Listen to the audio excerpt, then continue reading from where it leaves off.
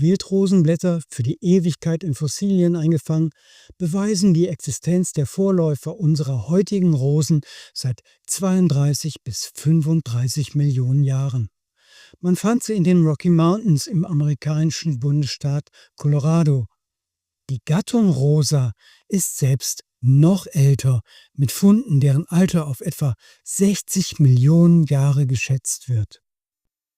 Das ursprüngliche Vorkommen von Wildrosen erstreckte sich über die Nordhalbkugel, von China über den Nahen Osten bis nach Europa. Die Züchtung von Rosen durch den Menschen begann schon vor Tausenden von Jahren.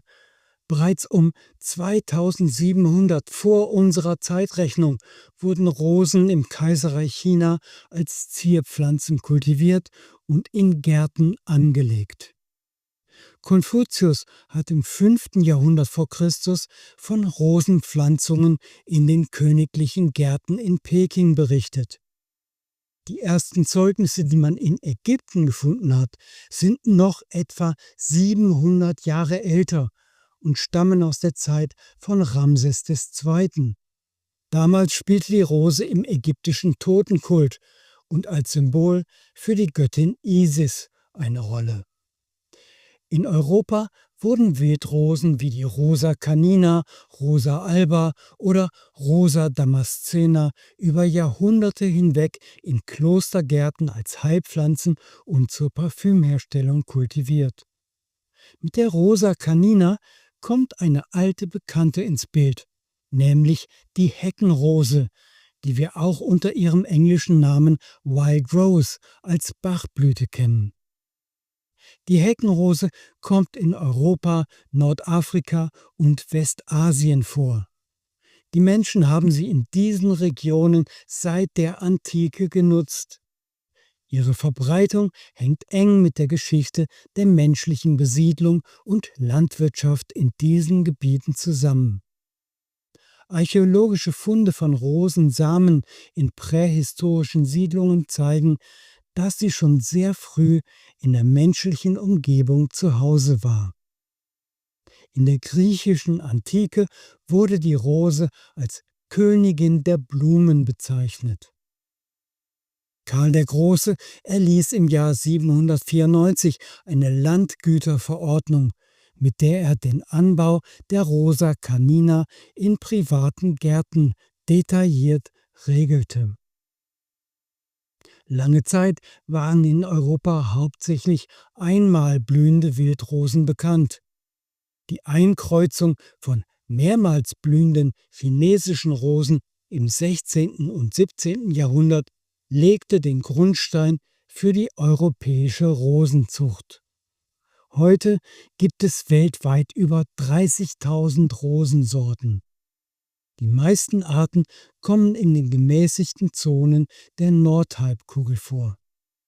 Und wenn es ohnehin schon eine Rose unter den Bachblüten gibt, war es im Grunde nur eine Frage der Zeit, bis die neugierigen Nachfahren Edward Bachs ausprobieren würden, welche Rosen sich noch für die Herstellung von Blütenessenzen eignen könnten.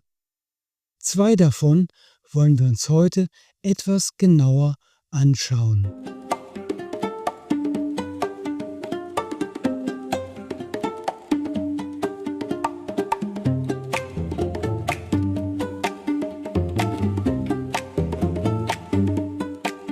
Als Herausgeber der Enzyklopädie der Blütenessenzen gehört es zu meinem Job, halbwegs den Überblick über das zu behalten, was sich auf unserem Gebiet in der Welt so tut.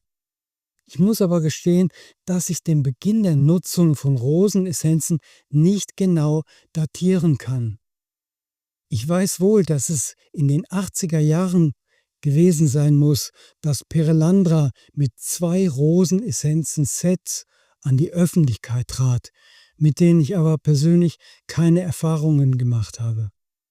Ob es nun viel später oder womöglich sogar eher war, dass die ersten Rosenessenzen der Running Fox Farm auftauchten. Heute heißt die Firma Flower Essences of Fox Mountain.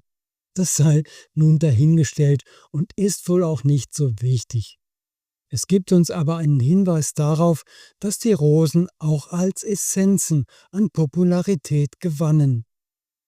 In Deutschland machte beispielsweise Anne Rensing von Iris Flora einige solcher Essenzen.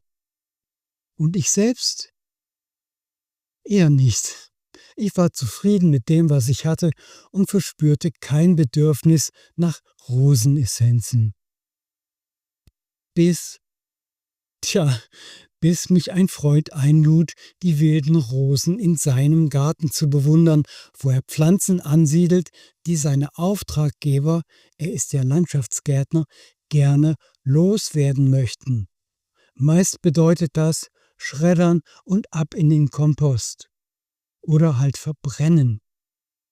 So entstand auf seinem Grund eine kleine Arche Noah für Pflanzen, die womöglich verloren gegangen wären, hätte sich niemand darum gekümmert.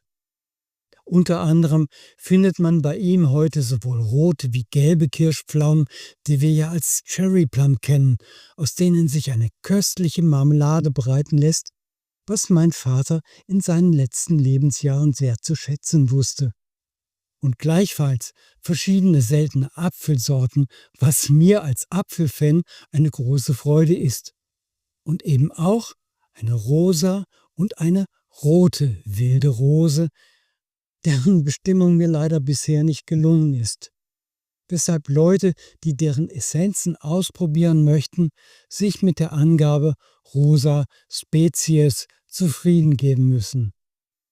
Es sind bis heute die einzigen Rosenessenzen, die ich hergestellt habe.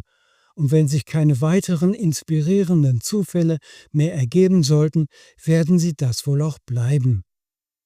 Neben dem Aussehen der beiden ist wohl ihr Duft das beeindruckendste. Von der Rosa Damascena, aus der das ätherische Öl gewonnen wird, heißt es, dass sie uns den Duft der reinen Liebe schenkt. Und meine beiden Schätze duften auch nicht ganz so schlecht. Heute gehört Indien neben Bulgarien, Marokko und Frankreich zu den wichtigsten Erzeugerländern von Rosenöl. Das ätherische Öl wird durch Wasserdampfdestillation aus den Blüten gewonnen, die sehr früh am Morgen gepflückt werden müssen. Rosenwasser ist das erste Produkt dieses Prozesses, aus dem dann über Tage hinweg Rosenöl in winzigen Mengen gewonnen wird. Es ist eines der teuersten ätherischen Öle. Zur Herstellung eines einzigen Liters davon werden knapp 5000 Kilogramm Rosenblätter benötigt. Rosenöl wird für seine hautregenerierenden, entzündungshemmenden und emotional ausgleichenden Eigenschaften geschätzt. In der Chakra-Lehre bildet das Herzchakra die Brücke zwischen den unteren, weltlich orientierten Chakren und den oberen, spirituellen Chakren. Die Rose wird oft als Aromaöl oder Duftstoff verwendet, um das Herzchakra auszugleichen und zu stärken. Ätherisches Rosenöl gilt als das kraftvollste Öl für dieses Chakra, da es die Energie bedingungsloser Liebe trägt und hilft, emotionale Wunden zu heilen. Der Duft der Rose soll Gefühle von Liebe, Freude und innerem Frieden fördern und Blockaden im Herzchakra lösen. Solche werden vor allem durch negative Emotionen wie Schuld oder Scham verursacht. Ganz ähnlich verhält es sich mit den Essenzen dieser Blumen. Im Kosmos der Rosen gibt es so viele Varianten, dass man aus ihnen allein Sets zusammenstellen könnte, die menschliche Eigenarten ähnlich umfassend ansprechen, wie zum Beispiel die Bachblütensets das tun. Aber von mir gibt es nur 2, also das kleinstmögliche Rosenessenzen-Set. Und wie kaum anders zu erwarten war, vermitteln auch sie Energien für unser Herz und sein Chakra. Wobei die rote Variante die Verbindung zu den unteren, eher materiell orientierten Chakren herstellt und die rosa blühende zu den oberen, eher spirituellen. Kommen wir damit zur ersten Rosenessenz, der roten Rose, Red Rose. Ja, Sie vermuten richtig, es geht um die Liebe. Zunächst einmal darum, sie überhaupt wahrzunehmen, bei sich und bei anderen. Aber was vielleicht noch wichtiger ist, sie zuzulassen.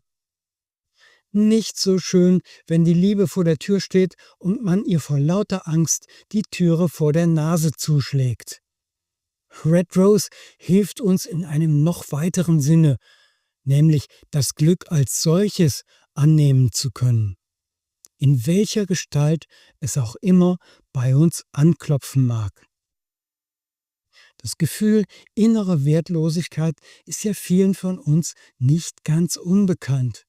Vorwürfe, die wir in Kindertagen so verinnerlicht haben, dass wir sie noch heute für bare Münze nehmen.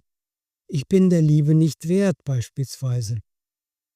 Kenne ich gut, der ich als Junge die Mädchen für verrückt erklärt habe, die so dumm waren, sich in mich zu verlieben.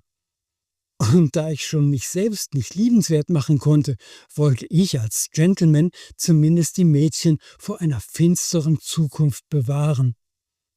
Also einer mit mir. Und das hat auch ganz gut funktioniert. Ob in Sachen finsterer Zukunft, weiß ich natürlich nicht, aber vor mir habe ich sie auf jeden Fall bewahrt. Keine vielversprechende Richtschnur fürs Leben. Womöglich hätte ich das Thema auch anders angepackt, wenn ich damals schon die Kraft der roten Rose gekannt hätte und wie sie einem den Kopf und das Herz zurechtrücken kann.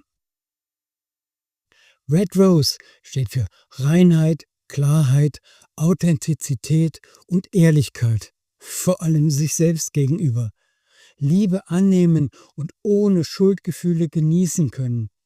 Das Geben und das Nehmen im Gleichgewicht zu halten, beinhaltet zu erkennen und akzeptieren, dass man wirklich etwas zu geben hat. Die Klarheit der Rose innerlich in sich wiederfinden. Liebe mit Haut und Haar, mit Herz, Seele und Körper annehmen und erleben, sich aufrichten, das Rückgrat stärken, ohne dabei die Bodenhaftung zu verlieren. Einfach selbst die Liebe sein und verkörpern, auch wenn man gerade alleine ist. Pink Rose. Kaum der Erwähnung wert, es geht bei der rosa Rose ebenfalls um die Liebe. Allerdings um einen Aspekt, der oft nicht so direkt wahrgenommen wird, den Rhythmus der Liebe. Der wird gern mal ignoriert. Man wünscht sich das Allzeithoch und stattdessen schleicht sich Routine ein. Und die Frühlingsgefühle verwandeln sich in Herbstdepression. Am besten, man macht jetzt einfach Schluss. Dann allerdings ist die Gefahr groß, dass es einem beim nächsten Mal ganz genauso ergehen wird. Im Schnitt 2 Jahre lang strömen die Hormone im Überfluss. Wer es in dieser Zeit nicht schafft, sich eine Beziehungsbasis aufzubauen, der geht auseinander. In der Regel. Die Ausdauernden verharren dagegen im Tief, fangen sich an, auf die Nerven zu gehen und beenden die Sache dann eben später. Dabei ist doch alles Rhythmus. Zwischen jedem Herzschlag sitzt eine Pause. Pock, pock, pock, pock, pock, pock. Atmen wir ein, schlägt das Herz schneller als beim Ausatmen. Tobt man herum, freut man sich über eine Pause. Und alles, was sich nicht verändert, sondern immer gleich bleibt, wird allmählich aus der Wahrnehmung ausgeblendet. Also auch das Hoch. Es geht nicht anders, so sind wir konstruiert. Dauerhochs sind langweilig. Wenn das Ziel ist, in dauerhafter Seligkeit zu schwelgen, kann man schon vor dem Start feststellen, dass dieses Ziel wohl nicht erreicht wird. Warum nicht lernen, mit den Tiefs umzugehen? Nicht gleich zu murren, jammern oder verzweifeln, sondern festzustellen, ach ja, das ist jetzt eine Euphoriepause. Die brauchen wir als Anlauf zum nächsten Hoch. Es geht bei Pink Rose um die Basis der Liebe, die sich selbst dann nicht entfernt, wenn Partner sich entfernen. Das Spiel von Nähe und Distanz kann ein Spiel bleiben oder todernst werden. Auf jeden Fall beginnt es schon mit der Geburt. Das Neugeborene hatte vor seiner Geburt Zeit genug, um seine Mama lieben zu lernen, wie sich selbst. Schließlich waren beide ja eins. Aber dann veränderte sich alles. Jetzt gibt es auf einmal einen Unterschied zwischen beiden. Und es beginnt der innere Zwiespalt zwischen dem Wunsch, eins zu sein und dem, sich als Individuum zu entwickeln und behaupten. Und das wird sich bis ans Lebensende nicht mehr ändern. Die Sehnsucht nach Vereinigung lässt uns die Liebe oder konkreter einen Partner suchen. Aber die nach Individualisierung bringt uns dazu, ihn oder sie wieder wegzustoßen. Das, was ein harmonischer, natürlicher Rhythmus sein könnte, wenn man ihn nur bewusst wahrnehme und ehrlich annehme, entwickelt sich eher zu einem Kleinkrieg, denn zu einem Tango. Oft genug jedenfalls. Komm her, geh weg, ist keine Persönlichkeitsstörung, es ist menschlich, es ist Rhythmus. Wer in der Beziehung klammert, bereitet ihr Ende vor. Wer den oder die andere dauerhaft auf Abstand hält, ebenso.